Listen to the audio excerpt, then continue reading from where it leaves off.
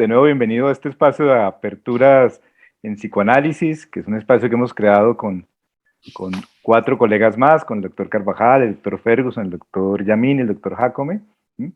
Pensando un poco en abrir con esta pandemia que ha abierto como las fronteras, sí, la comunicación de muchas maneras, gracias a esta virtualidad. También pensar la disciplina psicoanalítica como abierta a otras esferas, a otros campos de los que tradicionalmente ha estado como asignada o vinculada. Eh, esta noche tenemos con el tema de psicoanálisis y posmodernidad al doctor Guillermo Carvajal, que es médico, psicoanalista, es psiquiatra de niños y adolescentes, con una práctica de casi más de 40 años. Doctor Carvajal es miembro de la Sociedad Colombiana de Psicoanálisis, de la Academia Colombiana de Pedagogía y Educación.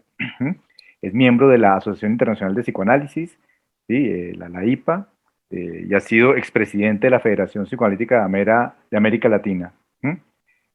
Fue creador y ha sido director de la Fundación Instituto Colombiano de Psicoterapia Infantil, FICPI, y también ha desarrollado su trabajo en el Gimnasio San José de Bavaria.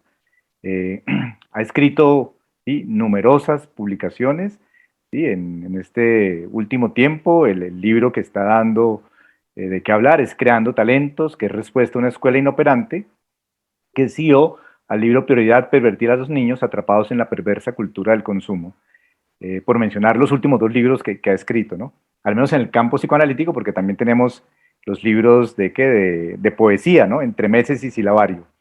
Entonces, pues los dejo ahí con el doctor Carvajal y muchas gracias a todos por su presencia. Doctor Carvajal. Bueno, buenas noches a todos y todas. Es un gran placer sentirme acompañado por todos mis buenos amigos. Esta noche voy a seguir la secuencia de nuestras conferencias con nuestro grupo de aperturas en psicoanálisis, hablando de la posmodernidad y el psicoanálisis. Voy a comenzar con esta frase. ¿La están leyendo? ¿Alguien me hace el favor de traducirla? Bien, me tocó a mí. El milagro griego. Vamos a hablar de Grecia hoy.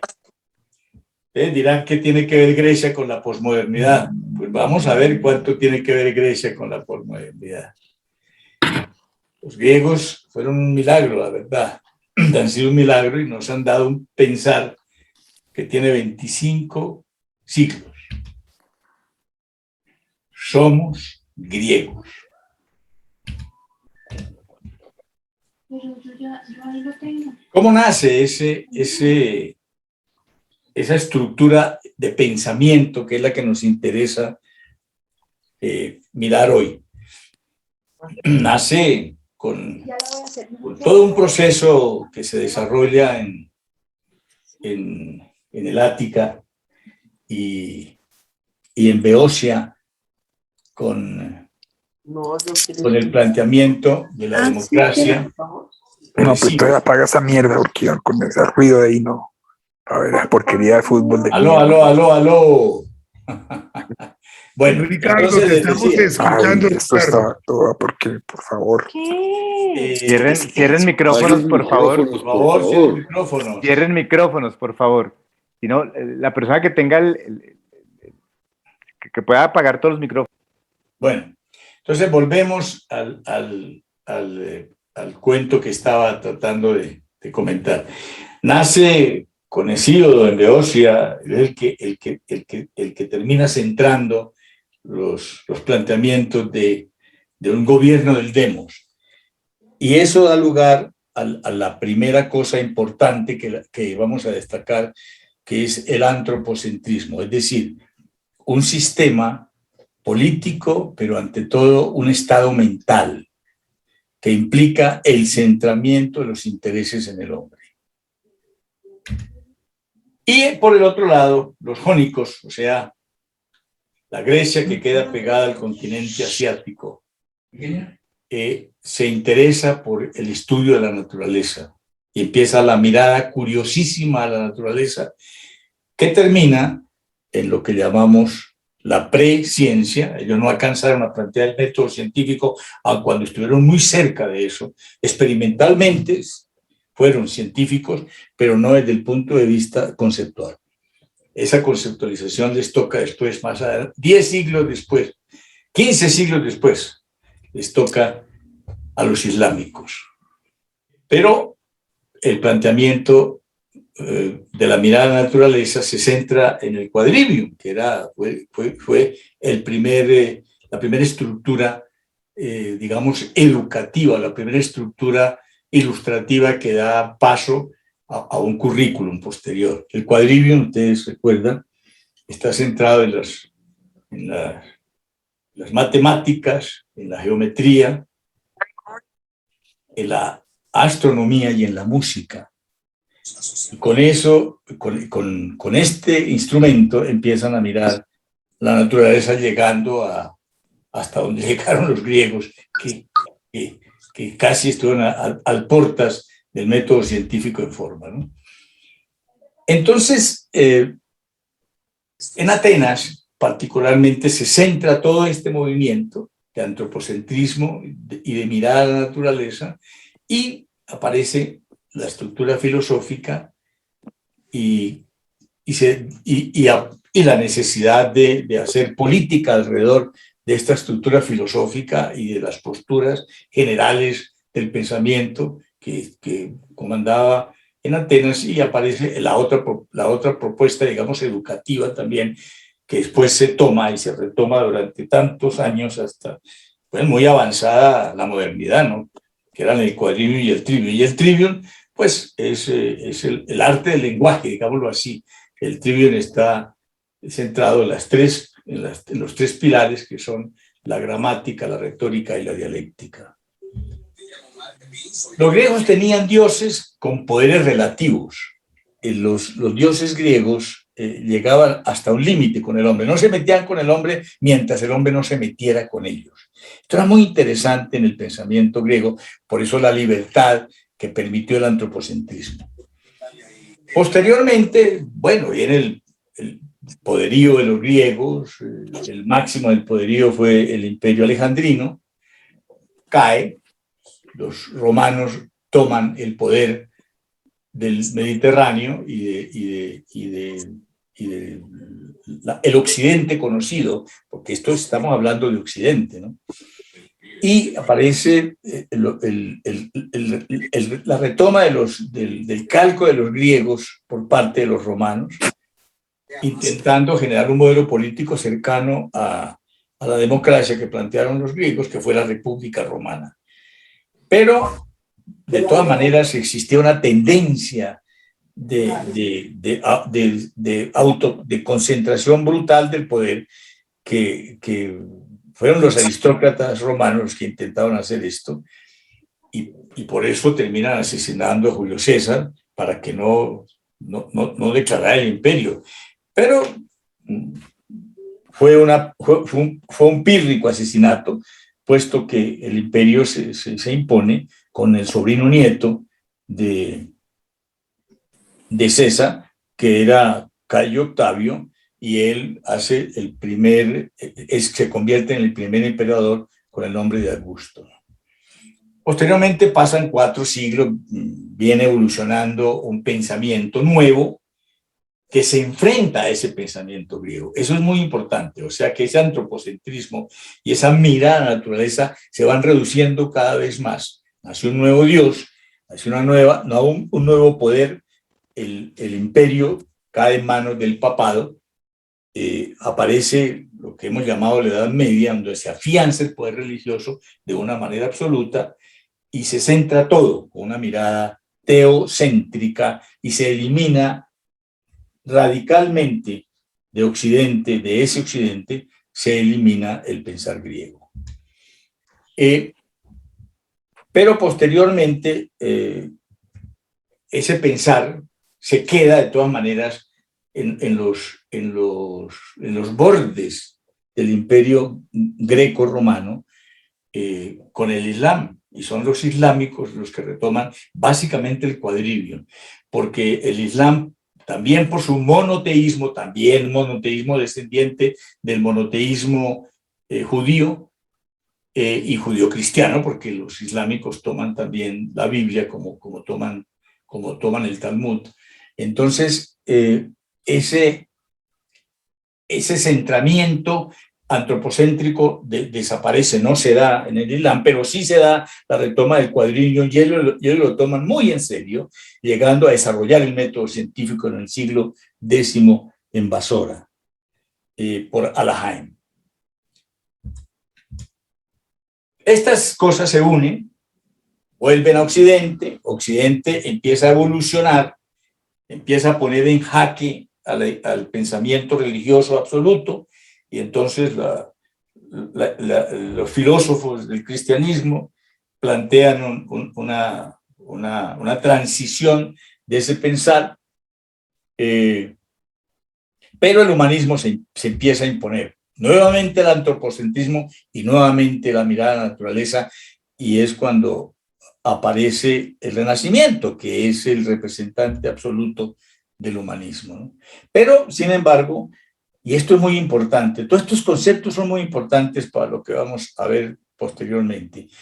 Siempre estuvo vigente el verticalismo jerárquico como estado mental. Es decir, la jerarquía nunca se rompió.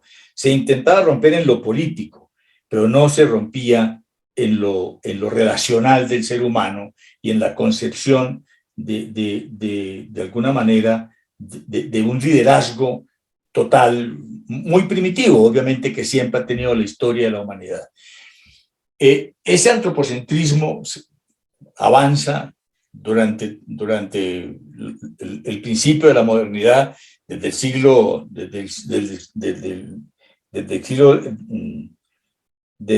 XV, empieza a avanzar, y ya en el siglo XVII revienta con la Revolución Francesa.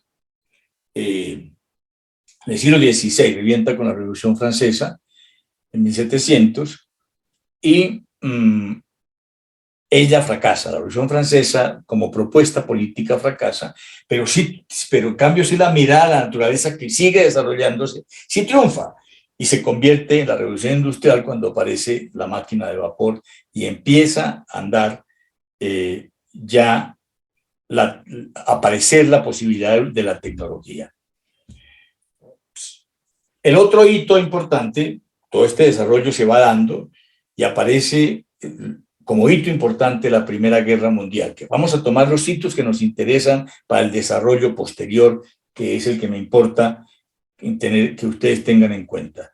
La Primera Guerra Mundial, que es entre los primos hermanos de Europa, con intervención del mundo entero, en particular los Estados Unidos, que son los que dan la mano para que se gane la guerra, genera un modelo tratando de detener toda esta locura primitiva de las guerras en Europa, genera la Liga de las Naciones, que es el premonitorio de la ONU, pero esto no tiene ningún poder, no funciona, y viene la Segunda Guerra Mundial. La Segunda Guerra Mundial, con el nazismo, los Estados Unidos nuevamente intervienen, son los reales ganadores de la guerra, y ellos, que habían retomado en su Revolución Americana 13 años antes de la francesa, habían retomado el modelo democrático, es decir, tomaron el modelo griego y le echaron mano a la mirada de la naturaleza desarrollada, que era la Revolución Industrial. Permiten la creación de una estructura que sí de verdad empieza a tener real poder, que es el intento del gobierno, el intento de un gobierno universal. Y la ONU comienza a hacer leyes operativas, es decir, a obligar a los países a que cumplan cierto tipo de leyes. Y empiezan los derechos humanos. Los derechos humanos empiezan a dar un masaje mental. A mí lo que me interesan son los estados mentales. Cómo hemos pasado de un estado mental griego, con este antropocentrismo y esta mirada a la naturaleza, hemos pasado a un estado mental de teocentrismo, que se rompe a la retoma del modelo griego, que se intenta plantear políticamente con la Revolución Francesa fracasando, pero que sí se desarrolla desde el punto de vista del cuadrivium, digámoslo así, con la mirada a la naturaleza en la Revolución Industrial. Entonces, aquí la ONU plantea los derechos humanos que son un quiebre definitivo mental en el desarrollo del pensar colectivo de la humanidad de Occidente. Ojo con eso, estamos en Occidente. Y aparecen leyes operativas que van avanzando. Y avanzado el siglo XX, hacia finales del siglo XX, el último cuarto del siglo XX, aparecen las leyes de satanización del maltrato.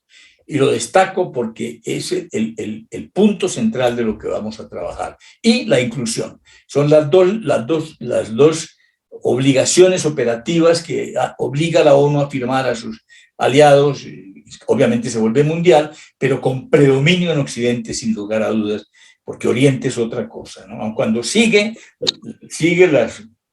la conducta de la ONU y de alguna manera entra todo este cuento griego, porque es la democracia griega, de todas maneras es Occidente el que da el comando de esta situación. Obviamente a la cabeza de él los Estados Unidos. Y bien la posmodernidad en ese momento. ¿Cuál es el primer síntoma de la posmodernidad? Los hippies. Los hippies que empiezan a tener un cambio estructural de pensamiento frente a lo que venía planteando la modernidad. Obviamente con gran sorpresa la modernidad, con gran molestia la modernidad y con gran reacción de rechazo a la modernidad.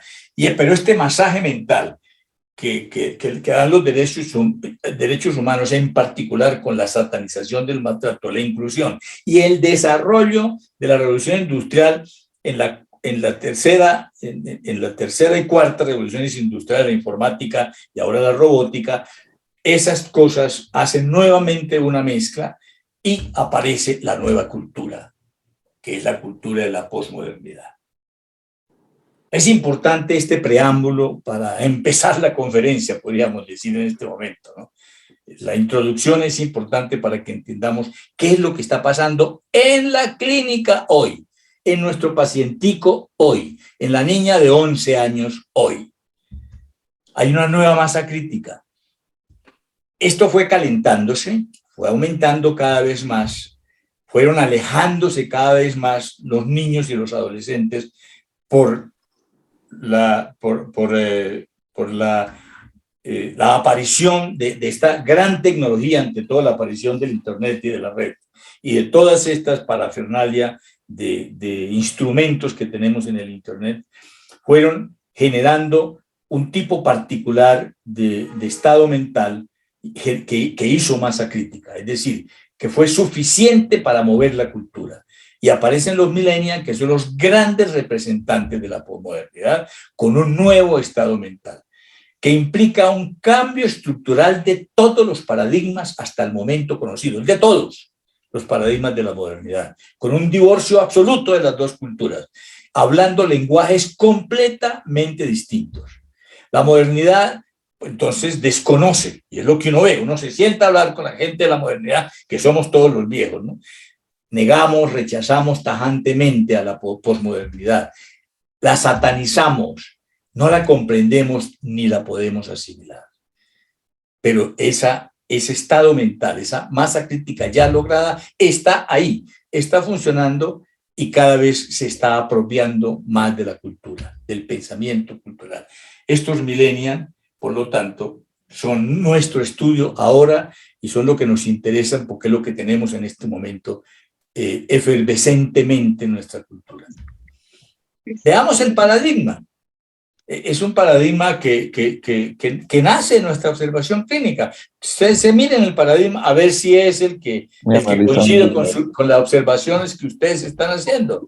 Primero, ¿qué es un millennial? Una persona consciente, exigente y practicante de la libertad irrestricta. Deja ver una individualidad acérrima. practica la inclusión como valor predominante. Repulsa toda clase de sometimiento, siendo crítico y contestatorio y ajeno a todo lo que vuela a pasado. Es un admirador y adepto a todo tipo de tecnología, a la que rinde verdadero culto, pero requiriendo cambios caleidoscópicos, esperando con ansiedad lo nuevo. Ahí tenemos la punta del desarrollo porque el quadrivium como ejercicio intelectual, pero la mirada a la naturaleza como actitud y postura llevaron a la aparición del modelo científico y al desarrollo de la ciencia y al pensamiento científico, que ha invadido hoy por hoy, reemplazando cada vez más el pensamiento mágico. Este milenio es consumista, pero ahora cada vez más de cosas muy específicas. Si el modelo consumista, que es la base central del capitalismo a ultranza, está siendo verdaderamente cuestionado y seriamente puesto a prueba con los milenios, ¿no? Ahora, los milenios no pueden quedarse estáticos, ¿no? Y su vida está en continuo movimiento. Un segundo. Acepta y exige que el mundo sea de los menores. Presenta un ateísmo en creciendo y desafecciona a todas las creencias.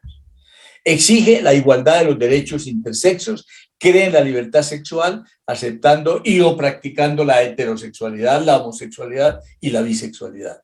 Busca y tiene como valor importante el ocio recreativo y productivo, alto culto corporal y deportivo, alto temor al fracaso, alta propensión a la depresión y tendencia a la parálisis del accionar, lo que llamamos los ni-ni. Y no acepta verdades absolutas, por lo tanto le irrita y repudia el fanatismo, piensa y vive el mundo sin fronteras y tiende a ser apolítico y los liderazgos impositivos lo irritan. Practica el predominio de los vínculos sobre las relaciones, no cree en la familia como valor primordial, no acepta el tercero excluyente, los hijos, vive la mascota como un sujeto descollante en su hogar, en el intercambio social deja ver la primacía en aumento del narcisismo y lucha a brazo partido por la conservación de la naturaleza. Ese es el que nosotros tenemos en la clínica. Ese es nuestro paciente. Así se presentan nuestros niños y adolescentes y las personas que empiezan más o menos en los años 90 del siglo pasado. O sea que tenemos los verdaderos millennials, son personas 30, máximo 30, 35 años, ¿no? Y hacemos los siguientes cuestionamientos, hacemos una pregunta central. ¿Cómo se ha producido este estado mental? Pues ya traté de decirlo. Todo este prólogo era precisamente para decirles aquí ha habido un proceso que tiene 25 siglos caminando y que ha producido este estado mental. ¿Tienen algo que ver los padres en este proceso? Nada. El modelo de la modernidad no tiene nada que ver con este proceso. Nada que ver. Ha sido algo que se desencadenó en una lógica caótica, en una lógica analógica, desde los planteamientos de la ONU con los derechos humanos, pero ante todo con las leyes antimaltrato y las leyes de inclusión, y no tiene nada que ver con los padres que los adultos, ¿no?, que no somos millennials, seguimos pensando con el modelo de la modernidad, que es un modelo de la obediencia, del sometimiento, de la jerarquía y de la creencia. Por eso, recuerden ustedes todo el planteamiento que hizo Umberto Eco con el nombre de la rosa. Cuando el investigador le pregunta al monje que es el que causa todos los problemas, le dice, ¿por qué usted ha perseguido el libro de la risa de Aristóteles y lo tiene? ¿Por qué se lo robó? ¿Por qué lo ocultó? ¿Por qué no puede salir a la luz? Y el otro, que era ciego, ¿no?, le dice, porque la risa quita el miedo. Y si desaparece el miedo, se pone en peligro la creencia. Y si se pone en peligro la creencia, Dios puede desaparecer. ¿Será solo el producto de la red, incluyendo en ella la interpersonal del boca a boca, esto que estamos viendo? esta cultura milénica? ¿Cuál es la psicodinamia que subyace a este proceso? Y ahí es donde nosotros entramos a tratar de entender psicodinámicamente qué es lo que está pasando en esta cultura.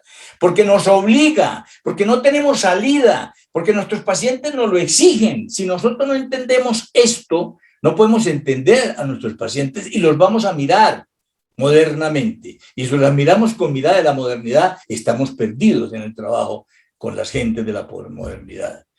Porque se ha implantado el verdadero paradigma de la democracia, que ese es un paradigma que horizontaliza, o sea, que quita los verticalismos definitivamente y toda la cantidad de exigencias que tenemos de la democracia, y para eso los derechos humanos, y ante todo, quitando aquello que produce miedo, que lleva al sometimiento y que lleva a la obediencia, que es el castigo, que es el maltrato. Y ahí comienza a estructurarse un nuevo estado mental. Por eso la legislación antimaltrato y las leyes incluyentes, ¿no? Y la red, toda esta estructura que es lo que manejan los millennials, donde viven ellos, es donde abrevan su conocimiento y donde abrevan sus modelos de identidad, está empoderada de estas temáticas. Y obviamente, si las estudiamos, si las disecamos, pues vemos el entrecruce teórico de lo sociológico y lo psicodinámico en este momento. Es lo que nos interesa a nosotros como analistas, lo que le interesa también a este grupo. Parte del planteamiento de nuestro grupo es eso, es mirar que estamos frente a una nueva situación y una nueva cultura, y eso desafía nuestro oficio, todos nuestros oficios, ni hablar del oficio educativo, que está absoluta y totalmente desafiado, y que esta estructura milénica liquidó esa educación clásica se murió. Para nosotros trabajar hoy en lo que yo vengo a traerles, a continuación tenemos que utilizar ciertos conceptos psicoanalíticos. Pues obviamente el primero es el inconsciente dinámico, ¿no? El inconsciente que mueve la conducta, no el inconsciente, lo que no está en la conciencia, no, ese no es el inconsciente que mueve la conducta, y ahí viene toda la teoría del psicoanálisis, obviamente el primero que teorizó sobre ese inconsciente dinámico, sobre las fuerzas que mueven a ese inconsciente y mueven nuestra conducta sin que nos demos cuenta. Eso es lo que llamamos el inconsciente dinámico. También vamos a trabajar el instinto, el modelo frustracional, el narcisismo, la teoría del yo, del superyo, del instinto de muerte, del self, del objeto transicional de Winnicott, del espacio de ilusión y de la función del juego, muy psicoanalítica, pero ante todo muy winnicottiana. Bien, entonces hagamos algunos ejercicios socio-psicodinámicos, que es lo que nos interesa, y veamos cuáles son los efectos de la satanización del maltrato. ¿Qué pasa cuando el maltrato desaparece? Y se vuelve no solamente penalizado por la ley, nos meten a la cárcel por hacer lo que nos hicieron a nosotros, a la cárcel, sino que además de eso nos cambia la mente, porque la gente de la modernidad sí cambió la mente. Con el miedo a la cárcel no maltrata, y entonces está paralizada. Además tiene que ser así. Ya los más jóvenes ya no lo hacen simplemente por miedo, sino lo hacen por amor. La cosa es diferente. Bien, entonces, ¿qué pasa? ¿Cuáles son los efectos de la satanización del maltrato en lo legal? Prohibición de los castigos, prohibición de todo tipo de autoritarismo, eliminación de la educación en represión, tipificación del maltrato en todas sus formas como una estructura penal. Todo lo que nos hacían a nosotros nuestros padres hoy es penalizado dramáticamente. Nosotros ya no lo estamos haciendo con nuestros hijos, ¿no? Por lo menos en lo físico, ¿no? Sigue el maltrato psicológico, y por eso cada vez se tipifica más el maltrato y cada vez más dramática la situación del maltrato y la conciencia de las nuevas generaciones de eso. Pero veamos cuál es la dinámica inconsciente de esto. La inconsciente: hay un retiro paulatino de cargas agresivo-sádicas del superyo. El superyo es una estructura ético-moral que tenemos los seres humanos, es un gran descubrimiento freudiano, pero que está cargado de agresión y de sadismo, ante todo el sadismo se va para allá.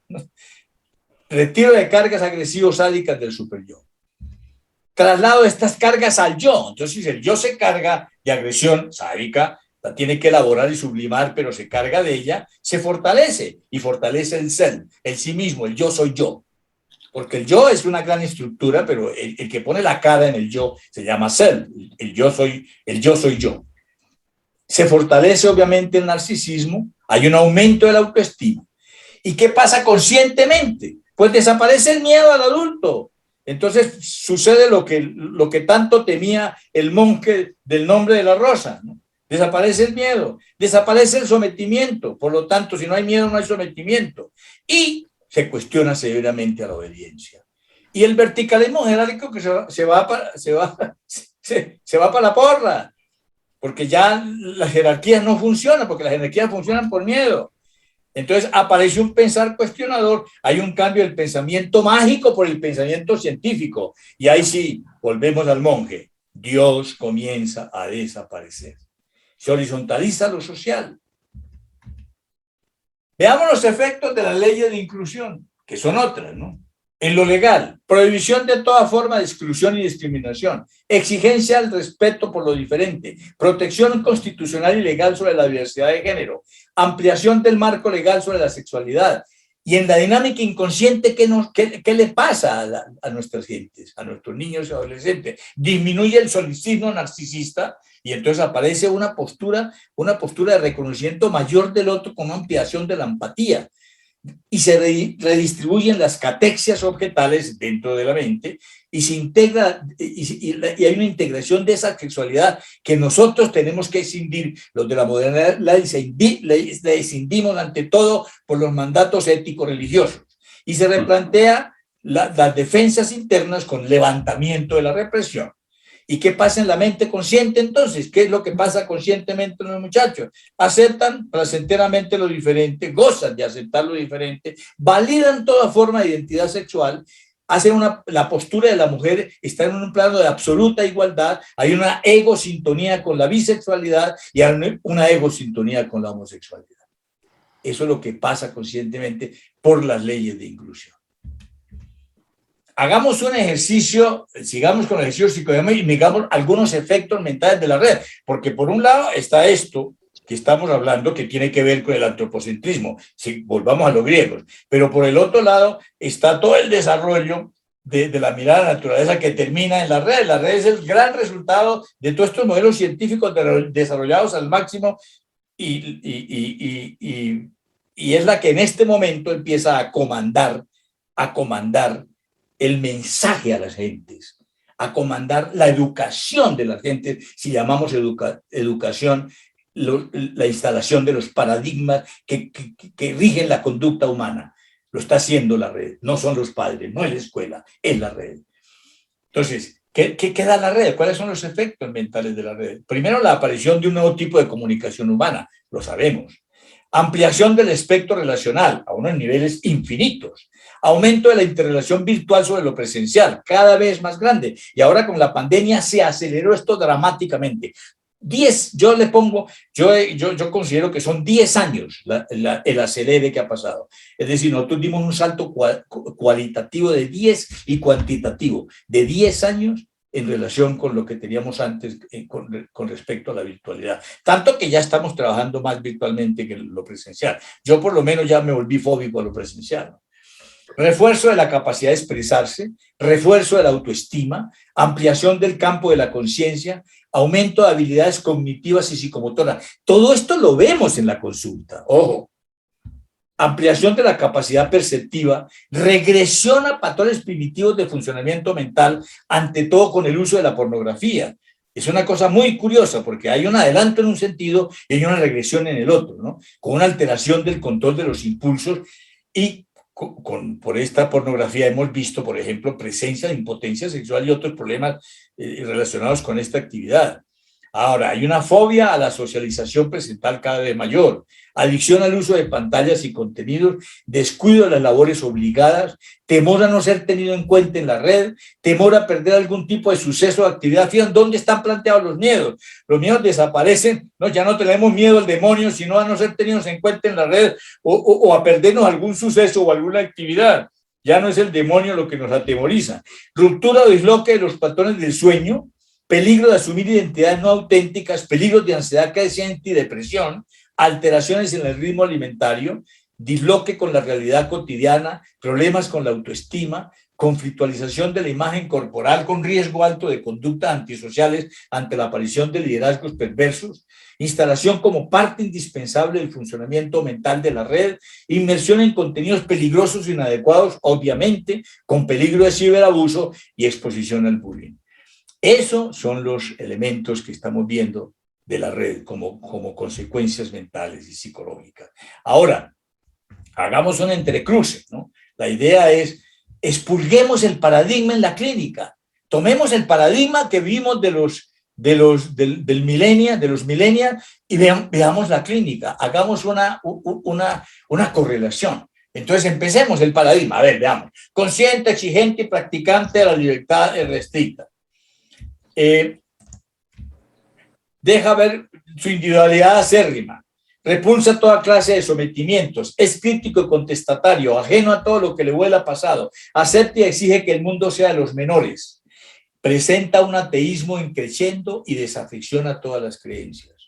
No acepta verdades absolutas, le irrita y repudia el fanatismo y por lo tanto tiende a ser apolítico y los liderazgos impositivos lo irritan. ¿De dónde viene esto? ¿Por qué se volvieron así? Ante todo por los efectos de la satanización del maltrato. Recuerden, prohibición de los castigos, prohibición de todo tipo de autoritarismo, eliminación de la represión, del maltrato, la dinámica que es el retiro de las cargas del superyo, las agresivos sádicas del superyo, retiro paulatino, traslado de estas cargas al yo, fortalecimiento del ser, fortalecimiento del narcisismo, aumento de la autoestima y en la mente consciente, desaparición del miedo al adulto, desaparición del sometimiento, cuestionamiento severo de la obediencia, desaparición del verticalismo jerárquico, aparición del pensar cuestionador, cambio del pensamiento mágico por el pensamiento científico. Eso último, en la mente consciente, es lo que produce este individuo. Esos paradigmas. Ahora, veamos qué pasa, sigamos expurgando y veamos la otra, y solamente dos leyes, solamente dos exigencias, que son las leyes antimaltrato y la inclusión. Veámoslo de la inclusión. Exige la igualdad de los derechos intersexos, cree en la libertad sexual aceptando y o practicando la heterosexualidad, la homosexualidad y la bisexualidad. Este es el paradigma, lo que nosotros vemos que tienen en la mente como conductor. Practica el predominio de los vínculos sobre las relaciones, no cree en la familia como valor primordial, no acepta el tercero excluyente, los hijos, vive la mascota como un sujeto descollante en su hogar.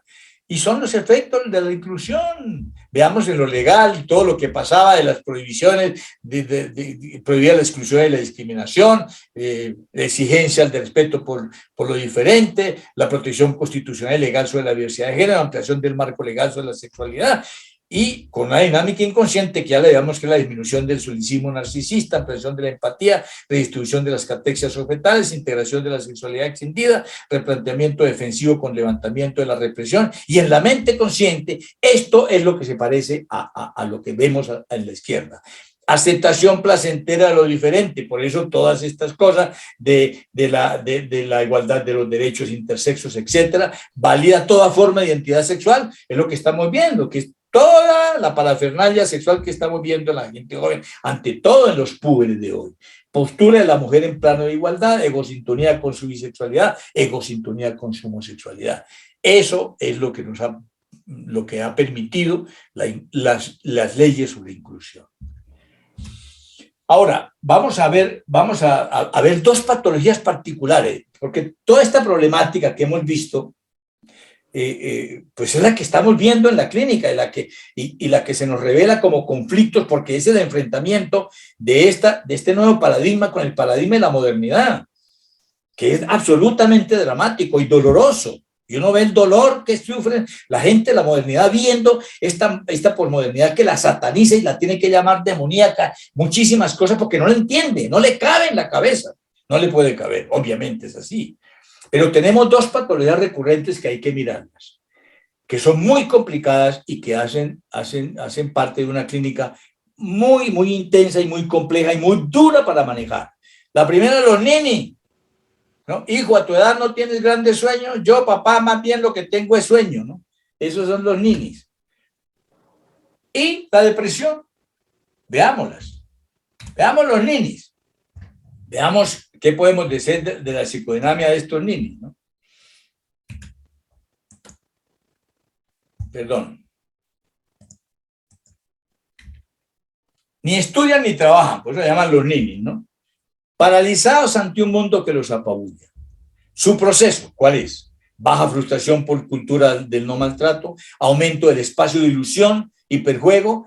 La tesis de Winnicott, lo sabemos, es que los seres humanos vivimos en un espacio de ilusión. No vivimos en el mundo interno que está ligado al inconsciente, que es tremendamente persecutorio. No vivimos en el mundo externo que tiene unas leyes muy duras y es demasiado árido, sino que nos inventamos la ilusión y vivimos en ese espacio. Eso es el planteamiento de Winnicott. Vivimos en el espacio de ilusión y jugamos en él. Pero ¿qué ha hecho la cultura consumista, ante todo la cultura consumista y mercadeísta? ¿Qué ha hecho con el espacio de ilusión? Lo ha ampliado y nos puso a hiperjugar, lo cual tiene consecuencias muy graves. Una de ellas, la más severa, paraliza la creatividad y paraliza la acción. Entonces, tenemos un aislamiento autístico, abuso angustioso y protector de la virtualidad, y son víctimas de una escuela. Una escuela que frustra y persigue en exceso, no contrarresta el modelo perverso de la red, porque debería contrarrestarlo. La red tiene muchas cosas, pero una cosa es el modelo perverso producido por el mercado y la publicidad que hay detrás de la red. Ese es un modelo bien complejo y habrá que contrarrestarlo. La escuela debería hacerlo, no lo contrarresta, todo lo contrario. No genera pasión y disciplina, sino que aburre y acorrala. Castra anulando la identidad de oficio, que es lo más grave que le pasa a la escuela. Los seres humanos tenemos 4 tipos de identidades. La una es ser. Yo nazco y cuando empiezo a ser, yo me doy cuenta de que soy yo mismo.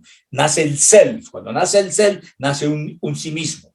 Pero luego a ese self le ponen nombre y uno adquiere nombre. Esa es la segunda identidad. Y después viene la tercera, que es la cultural, que son el montón de cosas que vienen después. Uno tiene nombre, pero también tiene país, tiene ciudad, tiene partido de fútbol, ¿no? Tiene equipo de fútbol, tiene etcétera, etcétera. Tiene partido político, ¿no?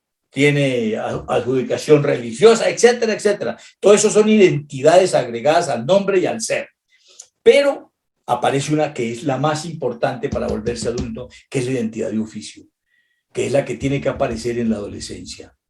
Y la escuela es la responsable de hacerla aparecer. Esa escuela, ligada al trivium y al quadrivium, todavía seguimos con el trivium y el quadrivium.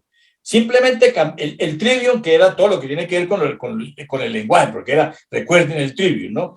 La retórica, la dialéctica y la gramática, ¿no? Y el quadrivium, la geometría, la aritmética, la música y la astronomía, pues cambiaron, le pusieron geografía, otras carajadas, pero es el mismo cuento, es quadrivium. Aprenda cosas, meta cosas en su mente, tenga conocimiento, porque el único sitio donde usted puede tener conocimiento es la red. Pero como decía el doctor Serpa, mamola, el único sitio el único sitio que puede tener conocimiento es la escuela.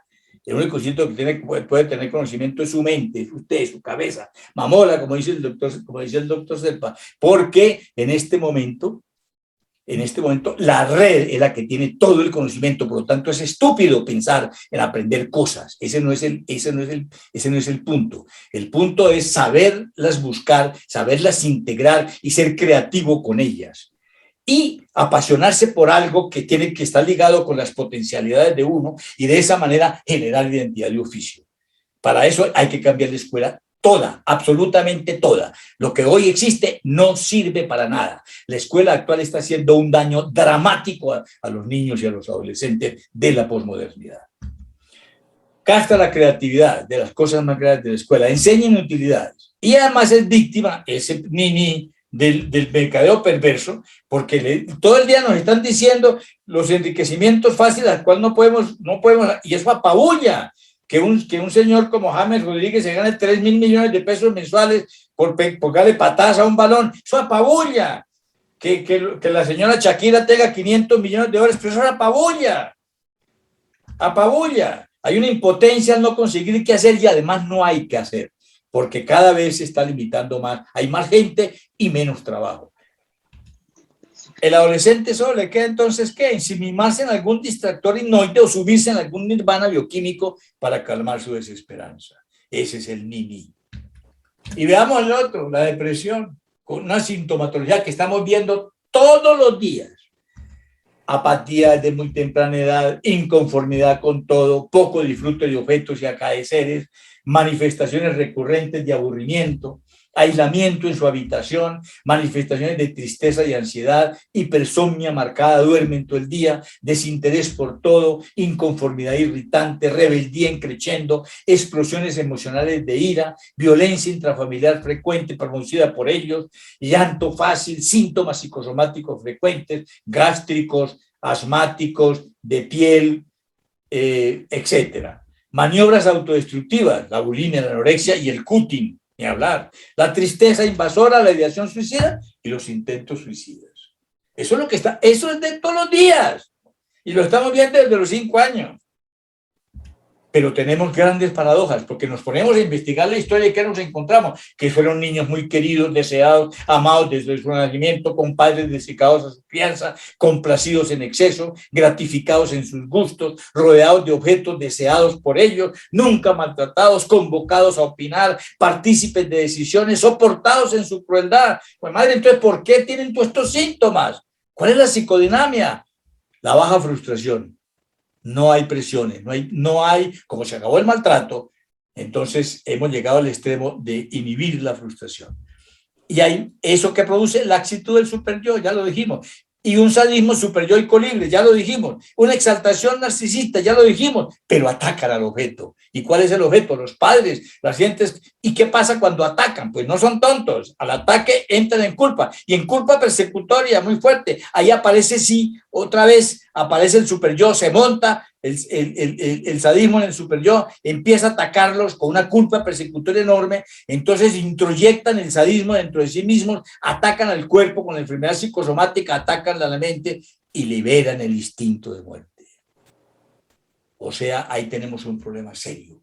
¿Qué hacer? ¿Volvemos a pegar? ¿Volvemos a maltratar? ¿Regresamos al modelo que por primera vez en la historia de la humanidad ha desaparecido? Siempre en la historia de la humanidad se maltrató. Siempre, la letra con sangre entra, fue el paradigma absoluto de la educación. Eso desapareció por ley hoy por hoy. Estamos en el experimento de desaparecer el maltrato. Pero miren las consecuencias, ¿no? Por lo menos unas. Eso es todo está para ser planteado, ¿no? Y para ser planteado y replanteado. Ahora, equiparemos modelos. Miremos modelos equiparados. Veamos el espíritu millennial y veamos el espíritu griego. Porque dijimos que venimos de los griegos y el problema es griego, ¿no? Practican la libertad e individualidad acérrima los millennials. Los griegos practican la libertad y la individualidad acérrima. Defensores de la democracia, los griegos, creadores de la democracia. Rechazan todo el sometimiento, los millennials, los griegos rechazaban todo sometimiento. Son críticos y contestatarios los millennials, los griegos eran críticos y contestatarios. Ateos y desafectos a todo tipo de creencias, los millennials, con dioses que respetaban el fuero humano y no se metían con ellos. Mientras ellos se metían con los dioses no le hacían nada. Libertad sexual ilimitada. Libertad sexual ilimitada, igualita. Alto curso corporal y deportivo, gimnasio y olimpiadas. Conservadores de la naturaleza, los millennials. Apasionados estudiosos de la naturaleza, los griegos. Practican la muerte en la red, los millennials. El que se meta con ellos, la empresa que se meta con ellos, la liquidan, entre todos arman la red y que no compren no sé qué, y no compran no sé qué, y se quiebra la empresa. Pues lo mismo practicaban el ostracismo, en el espíritu griego sacaban a la gente desterrada de sus ciudades, alta propensión a la depresión en los millennials. Y los griegos, ¿qué les pasaba? Se sabían trágicos y sin salida. Por lo tanto, queridos, seguimos siendo griegos, somos griegos. Y entonces, gracias. Y aquí acabo mi discurso.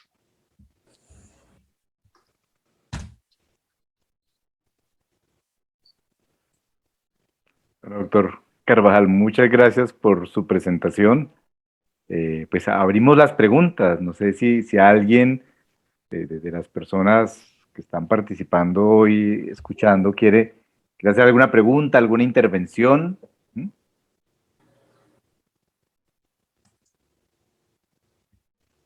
Pues yo quiero agradecerte porque realmente es tan interesante y todo pues hace sentido, ¿no? Ahora que te escucho hablar, yo tengo 2 hijos, 21 y 18, y pues entiendo, entiendo todo, entiendo muchos comportamientos, eh, y es frustrante uno como padre no entender, ¿no? Uno pues decide seguir porque uno necesita seguir, y al no haber respuestas, pues uno no se puede quedar quieto y, digamos, que deprimirse uno también. Entonces, interesantísimo, pero muchas gracias porque es un aprendizaje como madre de estos dos, pues yo vivo sola con mis hijos acá. Me ayuda muchísimo a entenderlos, me ayuda muchísimo a crecer como persona, a entenderlos, a poder seguir, digamos, a seguir teniendo una tranquilidad en la casa, digamos, que pues ya se logró, con dificultad, porque pues todo esto uno lo criaron de una manera diferente, y afortunadamente pues que te tenemos a ti que nos enseñas todo esto, porque es importante para nosotros y para los educadores que puedan tener acceso a eso también, para que haya un cambio drástico e importante para el bienestar de todos, ¿no? Como la sociedad es importante. Entonces, muchísimas gracias de nuevo.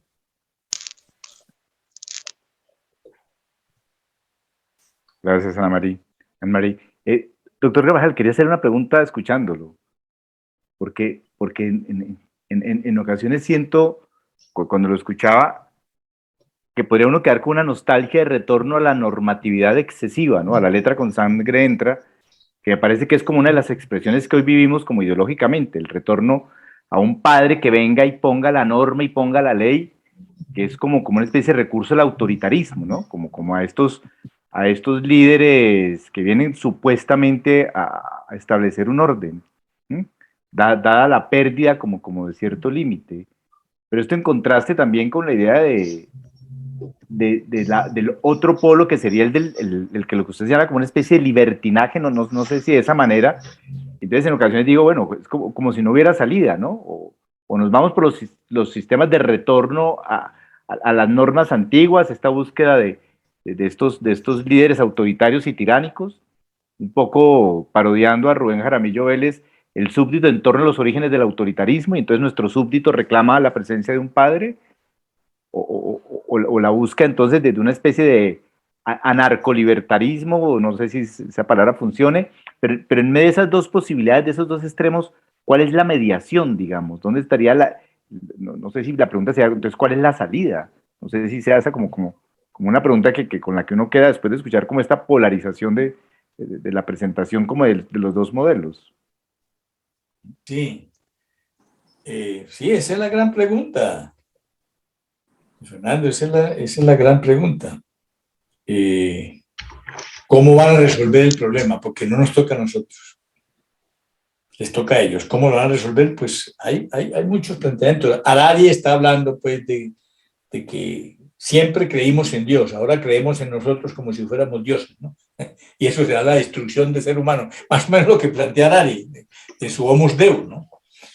Y en sus otros planteamientos, ¿no? Sí, es difícil responder, ¿no? Es difícil responder a esto, ¿no? Yo creo que esto es un paso evolutivo. El ser humano está evolucionando. Es que se nos olvida la palabra evolución. Winnicott decía que la democracia era un proceso evolutivo humano, evolutivo. Así como evolucionamos físicamente, cambiamos estructuras hormonales, qué sé yo, por evolución, y desaparecen cosas. La democracia era un proceso evolutivo, decía Winnicott. Es muy claro que en este momento hay un cambio estructural del ser humano. Aparece un nuevo ser humano.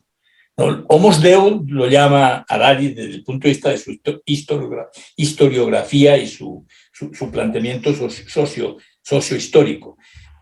Yo lo llamo de otra manera, ¿no? Yo lo llamaría de otra manera.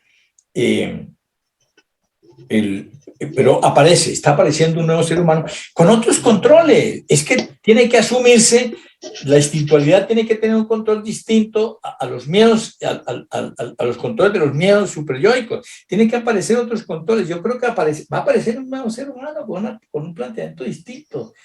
Es una posibilidad, pues, para darte una respuesta, ¿no? Yo no creo que esto vaya para atrás. Yo no creo que esto vaya a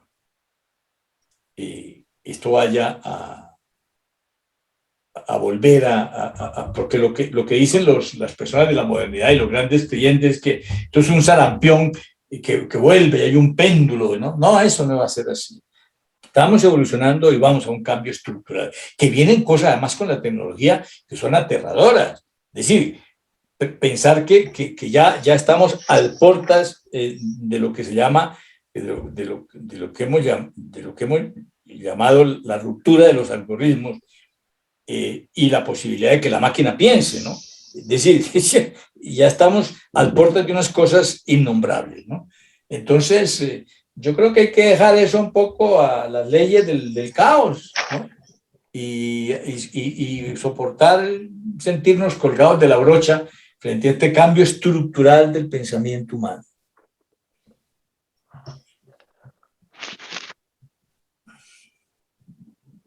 Porque tomamos como para seguir como pensando, alimentando esto, como que, no sé, el fracaso de los sistemas educativos contemporáneos en relación a lo que usted dice, me parece que son las genes de las praxis, de las nuevas praxis, como que la educación tiene que entrar en crisis, tiene que entrar en un cierto caos para poder replantearse las praxis, y me parece que un poco la esencia de algo de la modernidad, y lo recojo en la frase que Marshall Berman toma de Marx, todos los sólidos se desvanecen en el aire, es un poco la idea de que tenemos que estar en una reformulación permanente, como que la esencia de la modernidad es la crisis, ¿sí?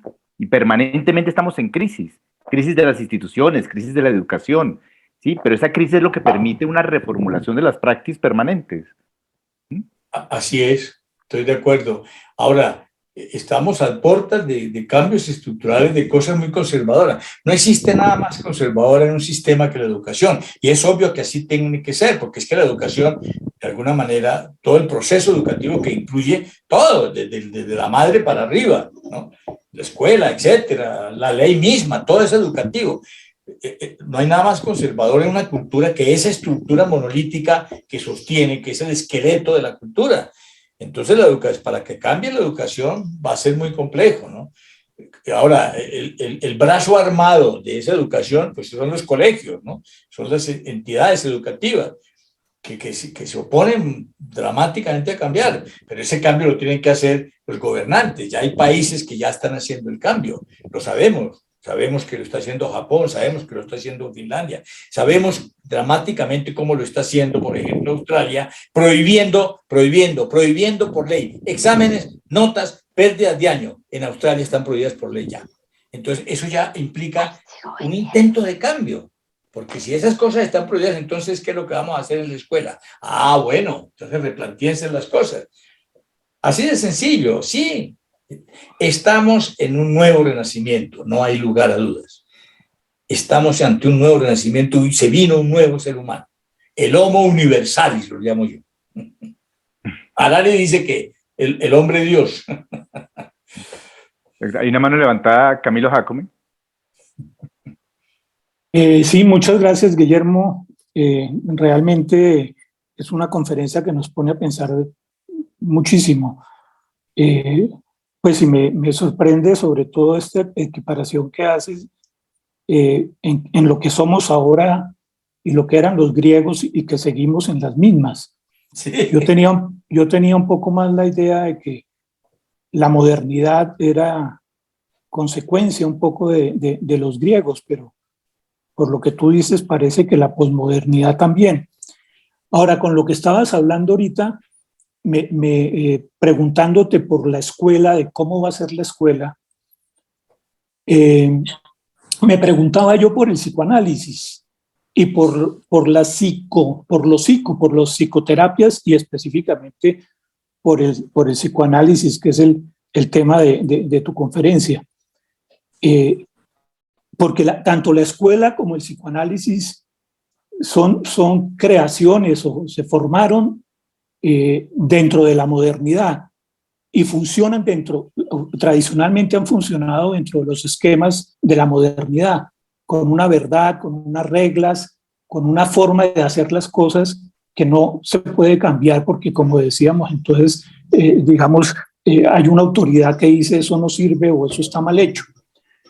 La posmodernidad ha cambiado esa situación y así como la escuela, como que el psicoanálisis tiene que también ponerse al día. La pregunta que te haría es ¿cómo hace el psicoanálisis para ponerse al día? Cuando hemos sido hijos o consecuencia de concepciones básicamente modernas y no posmodernas. Claro, y yo te respondería de esta manera, Camilo, he pensado, ¿no? Creo que la salida la dio Freud con la regla de oro, con la neutralidad. Yo creo que si conservamos la neutralidad de verdad, pongámonos frente a un millennial. Nosotros pertenecemos a la modernidad. Cuando llega la niña, porque es que lo estoy viendo todos los días, cuando llega la niña de 11 años, ¿no? Hablarme de la pornografía que ve y que ella no es ni hombre ni mujer. ¿Yo qué hago? Soy de la modernidad. Entonces, tengo que asumirme neutralmente. El psicoanálisis tiene la salida de la neutralidad. Pero lo que sí veo que se nos ha desafiado dramáticamente es la técnica. La neutralidad es un primer instrumento técnico, obviamente. Pero el resto de la estructura técnica es la que estoy viendo apasionantemente cambiante, inevitablemente cambiante, y que nos obliga a repensar nuestro ejercicio. Pero las cosas básicas, ¿no? Por eso traje toda esta psicodinamia, las cosas básicas nos sirven para seguir entendiendo, ¿no? Es decir, el aparato como está planteado, el aparato mental como está planteado desde el psicoanálisis, resiste la arremetida de la modernidad, está demasiado subsumido para que lo toque la superficie. Eso es lo interesante, ahí tenemos mucho nosotros de dónde agarrarnos, lo que tenemos que cambiar la técnica definitivamente, ¿no? Sin dejar el hábito no hacia el monje, Camilo. El hábito es la técnica, ¿no? El monje es otra cosa, ¿no? El monje es todo eso que hemos descubierto científicamente, obviamente desde las ciencias hermenéuticas, no desde la ciencia exacta, y ahí viene toda la discusión que tenemos con los cerebristas, por ejemplo, ¿no? Por más cerebro que haya, yo digo algo así, ¿no? Yo no puedo ponerme a buscar en los chips del televisor la telenovela. Nosotros andamos metidos en la telenovela, no en los chips del televisor. Sin chip del televisor no hay telenovela, pero la telenovela es la telenovela y nosotros vivimos en la telenovela. Ahí es donde nos desenvolvemos y ahí es donde el drama puede cambiar con los mismos chips, ¿no? Bueno, es algo para responderte un poco las inquietudes tuyas. Doctor Carvajal, antes de darle la palabra a Edgar Correa de Diana Delgado, voy a leer aquí una intervención que dejó en el chat María Camila Rubio. Buenas noches y gracias por la invitación. Encontramos los obstáculos para la salud mental desde la infancia en la estigmatización, la falta de concienciación, los recursos limitados. Sin embargo, las recomendaciones son enseñar estrategias conductuales, principalmente para disminuir, deja en puntos suspensivos y se pregunta para disminuir ¿qué? El estrés, la frustración. Dejo ahí la intervención de María Camila Rubio. Edgar Correa.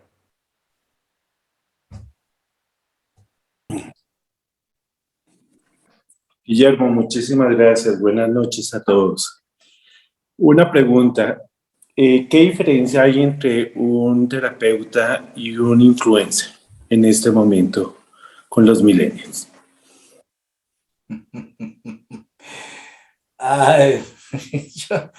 Difícil pregunta, ¿no? Porque el poder, a ver, porque si lo medimos por el poder, nos ganan, ¿no? De lejos, ¿no?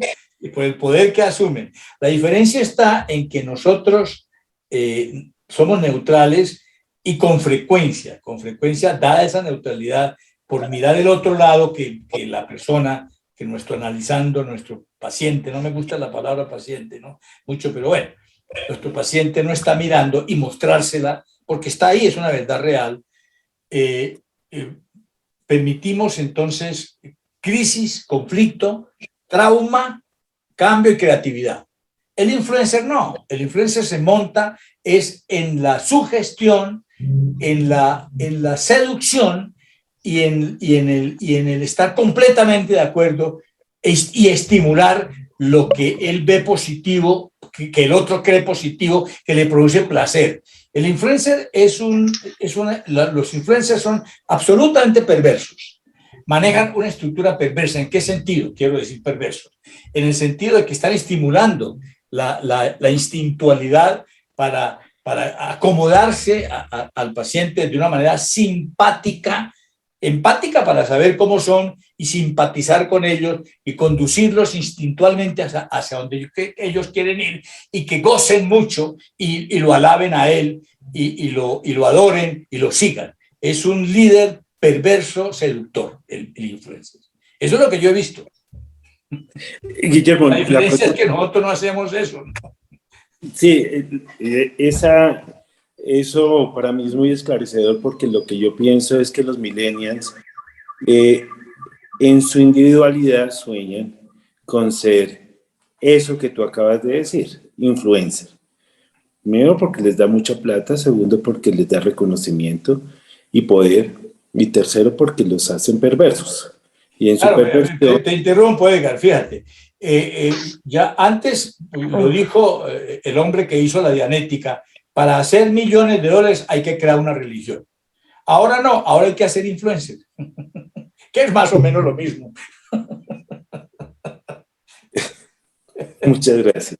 Sí, aunque las iglesias también siguen siendo buen negocio, ¿no, doctor? Sí, gracias. Bueno, sí. Perdón, leo otra intervención, perdón, antes de darle la palabra a Diana Delgado, leo otra intervención de Patricia. Dice: me preocupa cuándo se dará ese cambio estructural, cuándo, reitera, y más adelante dice si su libro Creando Talentos es una respuesta a este cambio estructural que estamos esperando. Diana Delgado.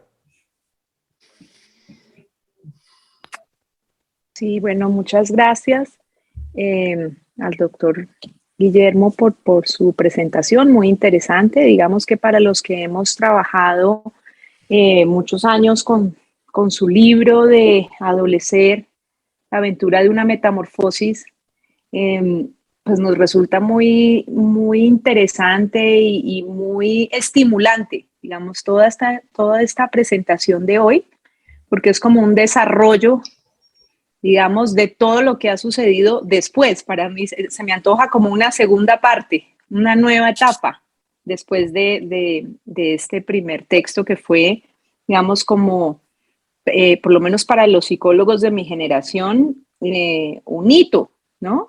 En los que estudiábamos la adolescencia. Entonces, doctor Guillermo, muy esperando a la expectativa de cuándo va a publicar todo esto, ¿no? O si se va a dedicar a presentarlo online solamente. A volverme influencer. Sí, exacto. Entonces, pero a los que nos gustan los libritos también, denos gusto un poquito, por un lado. Sí, estoy armando algo así como contestándole a Harari su cuento del Homo Deus.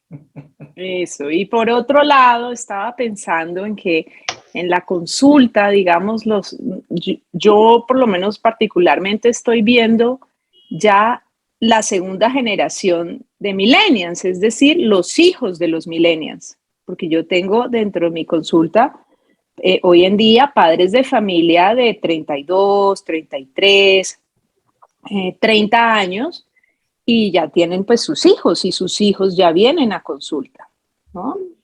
Entonces, una de las características que yo he visto muy significativas es, digamos, si bien es cierto que en la modernidad existía lo que estaba destacando la letra con sangre entra y el castigo físico y este tipo de cosas, me parece que hoy en día se está abusando del exceso de la intelectualización y de exigir, o sea, de sentar los papacitos al niño de 2 años, a esta criaturita, a que entienda cosas. Y una cosa muy discursiva, y se exasperan de que el niño pequeño no entienda, ¿no? Como una cosa de mucha explicación. Y muchas veces el motivo de consulta que yo he encontrado es esto. Mi hijo no entiende, pero digamos que el trabajo psicoterapéutico lo que nos muestra es que hay cosas que no son de entender desde lo intelectual, ¿no?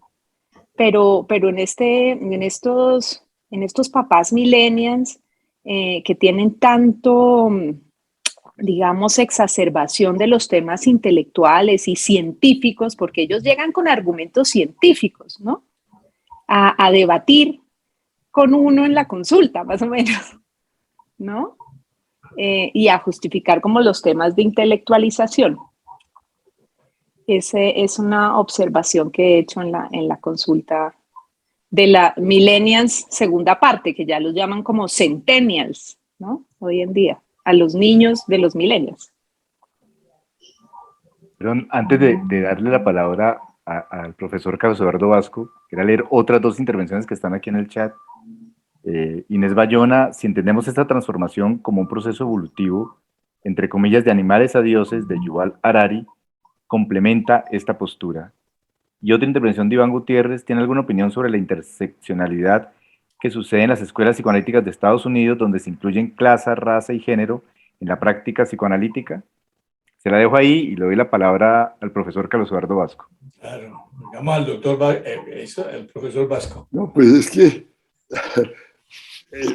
todo el tiempo he estado pues recordando todos nuestros debates acá en la academia y en las distintas presentaciones de los libros tuyos, pero muy específicamente en la conferencia de hoy noté como 2 ruidos que quiero que nos aclares un poco. El primero es lo que tú tratas de llevar desde el punto de vista del quadrivium y la ciencia, y yo más bien encuentro en los jóvenes un rechazo total por ejemplo, no quieren saber nada de neurociencias ni de los neurotransmisores, creen que la Tierra es plana y se va aumentando el número de personas que están en contra de las vacunas. Es decir, hay una desconfianza de los científicos y un rechazo a aprender las ciencias, pero es decir, que parece contradecir lo que tú decías.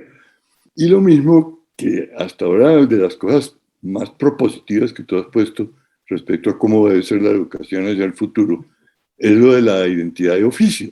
Pero también yo cada vez me encuentro que ya no quieren tener ningún oficio. Es decir, fuera de futbolista o músico de alguna banda, que son muy pocos y saben de una vez que no van a lograr gran cosa. Entonces, ¿cuál oficio? Ya en la Universidad de los Andes está viendo que es que nadie quiere ser maestro, ni médico, ni abogado, ni ingeniero, ni arquitecto. Todos quieren estudiar filosofía, pero tampoco quieren ser filósofos y no le creen a ninguno de los profesores. Entonces, yo veo esas 2 contradicciones. Primero, el asunto de lo científico, y segundo, lo de la identidad de oficio.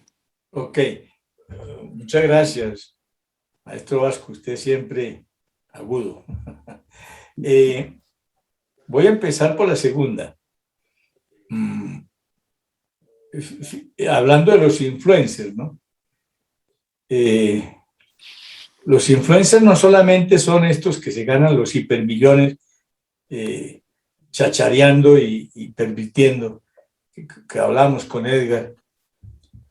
Ahí está la famosa influencer, ¿no? Que agarró a martillazos el Transmilenio. Esa belleza.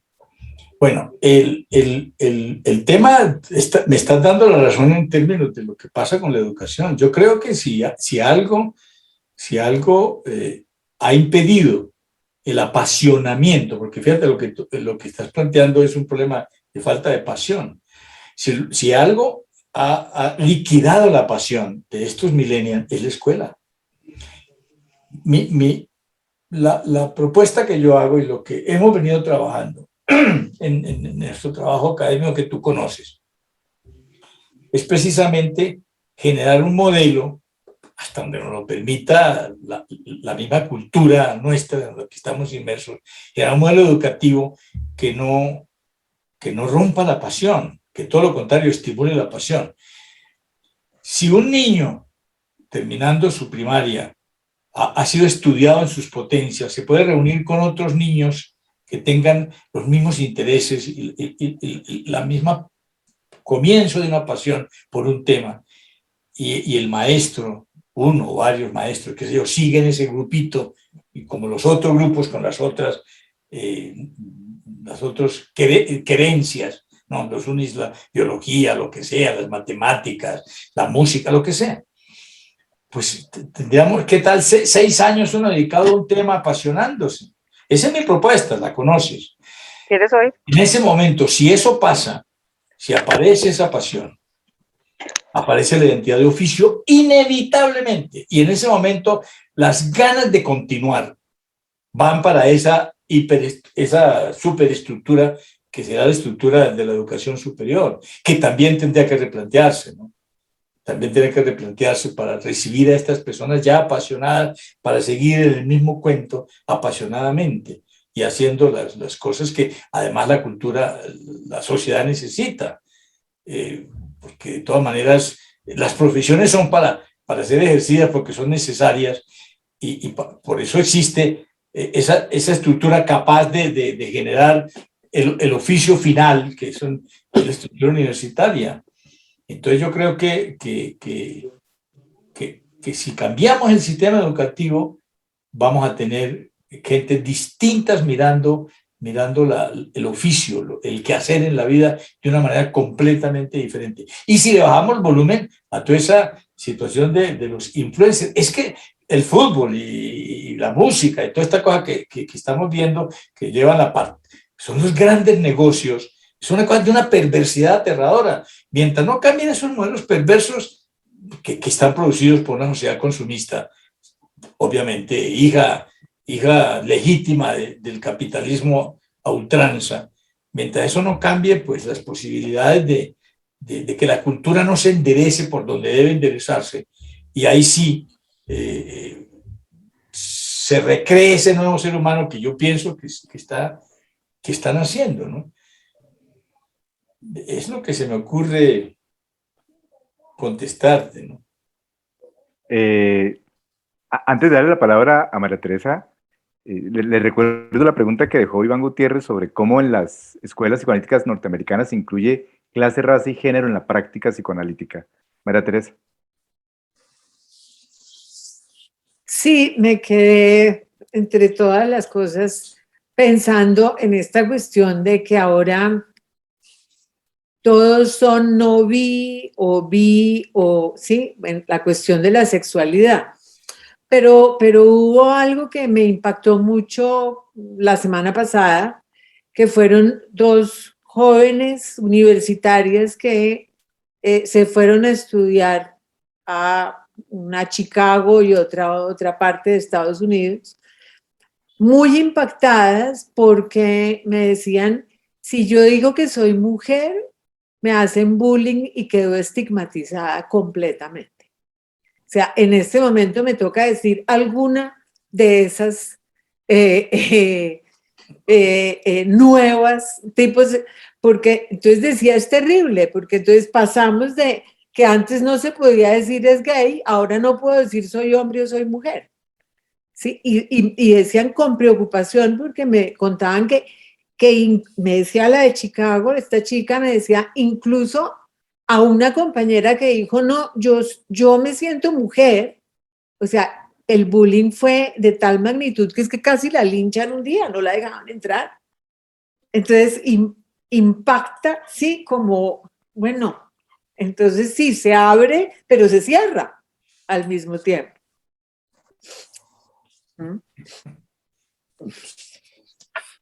A ver, pero Alberto Ferguson, ¿por qué no responde la pregunta del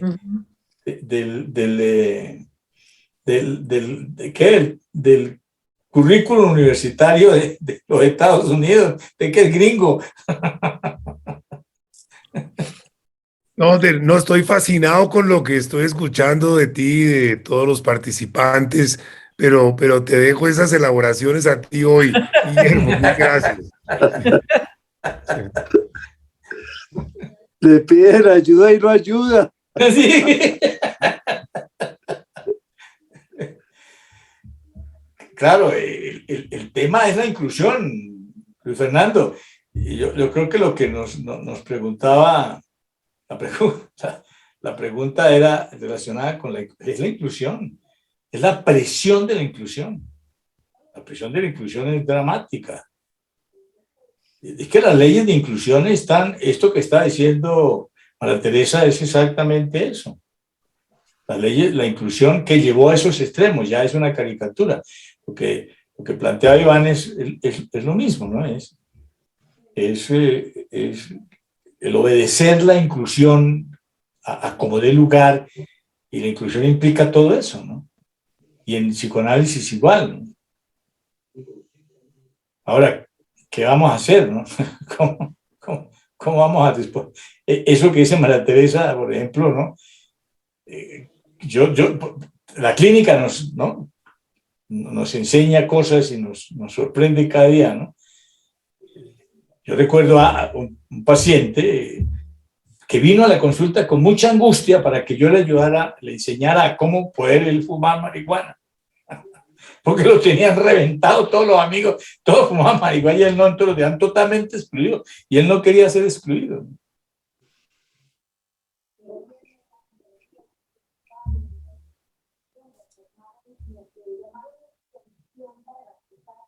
A ver, perdónenme, una pequeña intervención. Cuando escuchaba yo al profesor Carlos Eduardo Vasco, simplemente quisiera recordar una anécdota. En algún momento lo escuché hablando de cómo los niños, cuando le ponen 1/2 más 1/2 y les empiezan a enseñar quebrados, los niños se quiebran la cabeza con eso. Y si la memoria no me falla, decía, pero si usted le da medio pan y le da otro medio pan, y le dice al niño, ahorita dame el pan entero, el niño lo juntaba y se lo daba, ¿sí? Y si el pan entero lo tenía que partir en 2, lo hacía.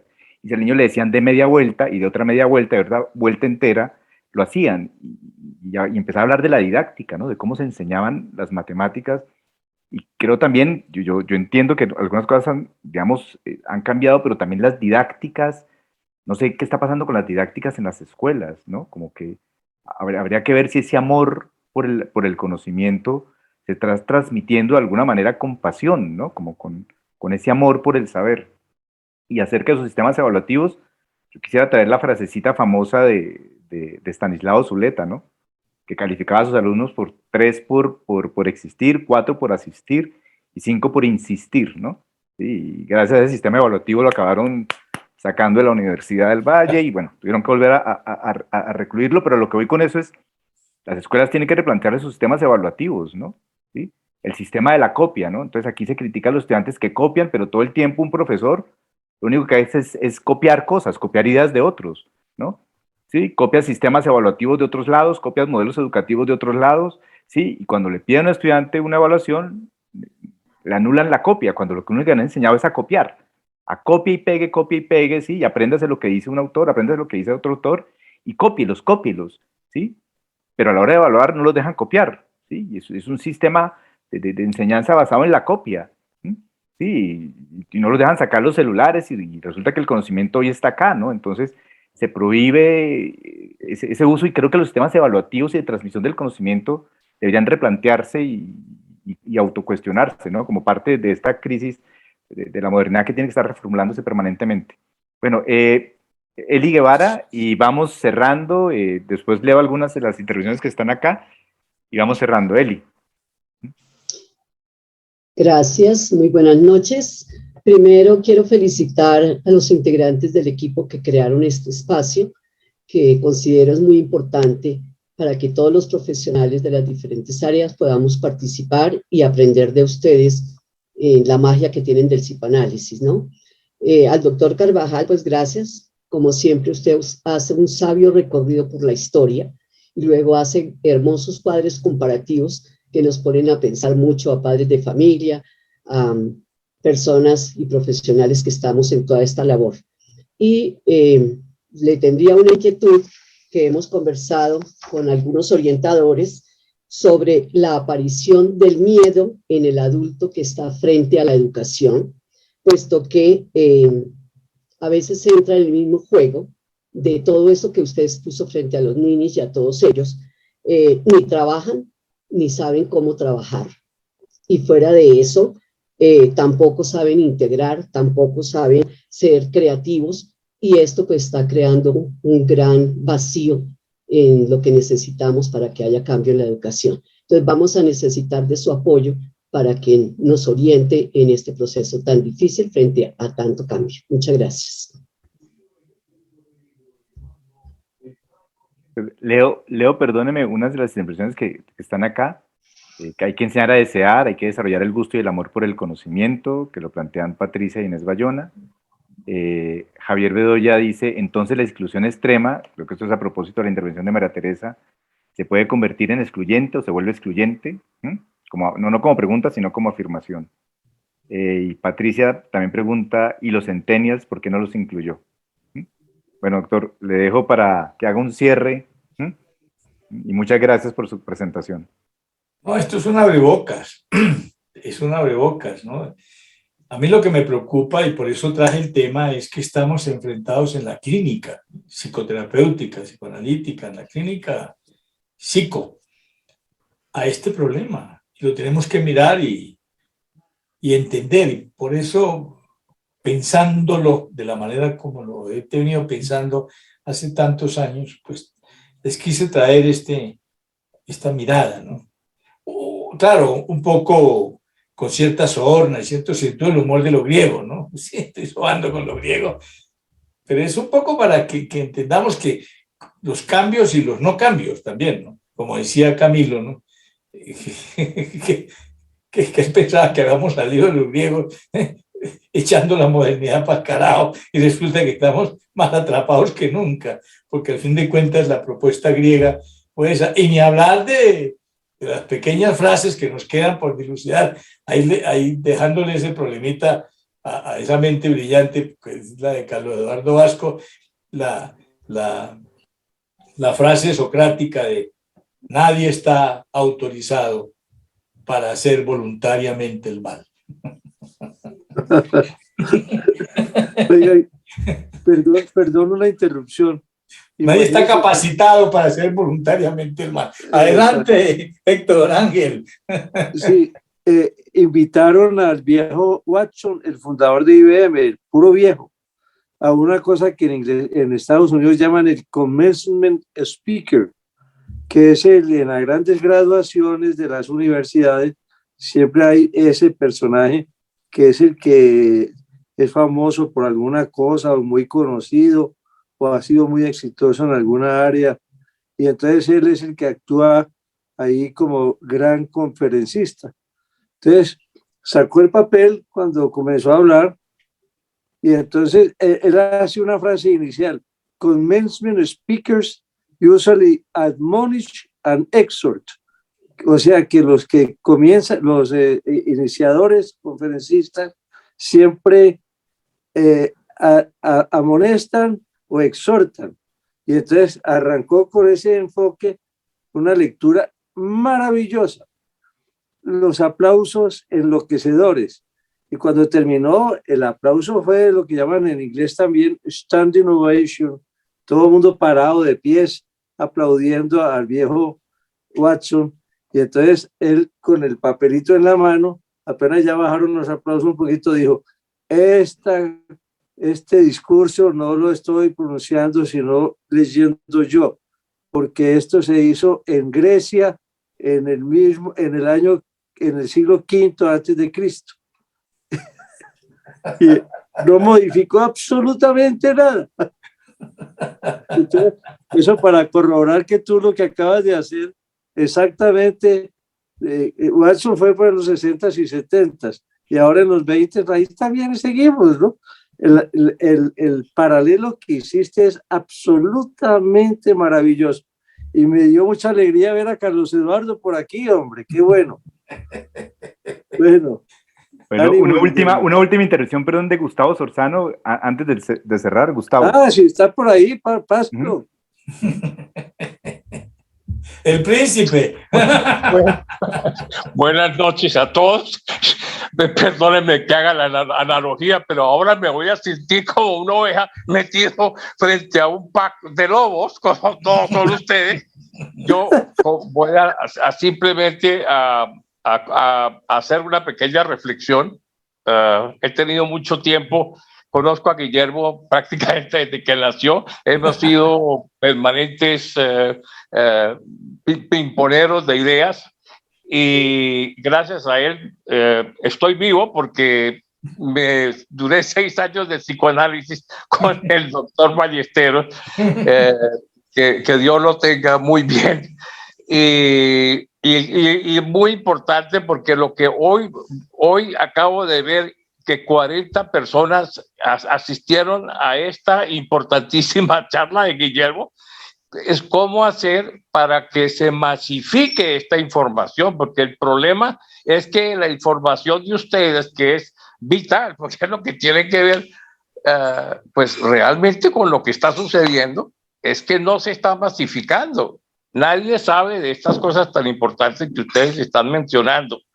Es una invitación a la sociedad de psicoanálisis para que haga estas cosas masivas, no de 40 personas, a ver si este pensamiento empieza realmente a calar y que la gente entienda, porque es que el problema de la gente es que la gente no entiende, primero porque ya no leen, y segundo, porque solamente la televisión y están diciendo lo que hay que decir, y los muchachos por eso están en lo que están.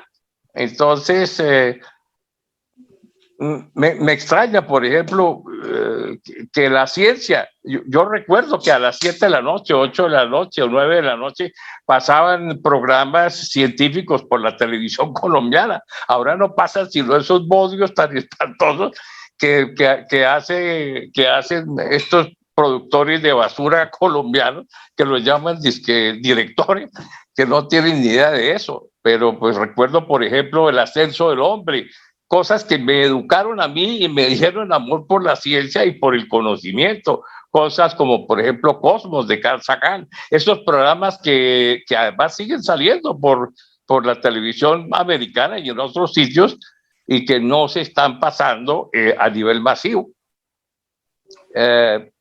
Nuevamente para Guillermo, felicitaciones. Yo más o menos sabía el tablazo que nos iba a dar a todos, pero estoy de acuerdo y es muy claro que el país está dividido en dos, justamente no solamente en lo que se planteó, sino absolutamente en todo. Hay dos discursos completos que no tienen puente y que aparentemente no van a tener puente. Agradezco mucho si me permitieran aquí meter la cucharada, pero no me podía aguantar como buen publicista o ex publicista que fui. Muchas gracias a todos. Bueno, muchas gracias, doctor Bajal, para que haga el cierre. Dale, negro, cierre. No, muchas gracias por su presentación. Aquí hay, en la cadena de chat hay unos agradecimientos, ¿sí? a su conferencia y aplausos. Nada, invitarlos a la reunión, a la próxima reunión dentro de 8 días, ¿sí? Con otro tema de aperturas. Entonces, muchas gracias a todos y los esperamos dentro de 8 días.